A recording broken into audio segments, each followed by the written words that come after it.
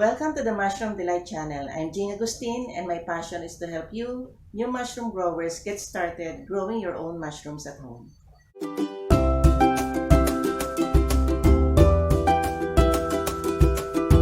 Often get is how do you pick the mushroom? How do you pluck it from the fruiting bud?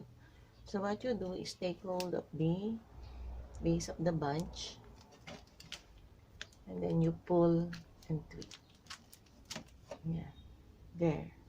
You get the whole bunch and you make sure it's a clean, there's a clean surface where you got the whole bunch of mushroom. So there, that's how you pluck the whole bunch. Okay, let's harvest some of the mushroom. I will be making some mushroom tempura. That's how you pick your mushroom. Take hold of the base and twist and pull. There. Now to pick our mushroom, we simply take hold of the base bunch and pull.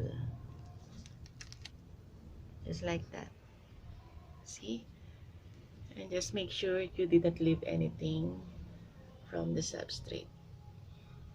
There. That's how you pick the mushroom.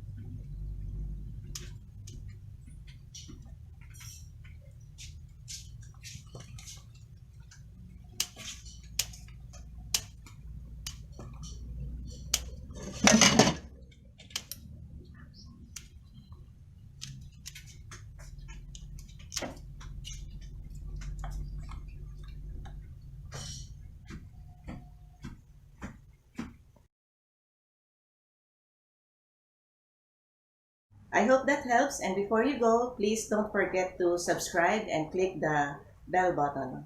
Appreciate it. Thank you.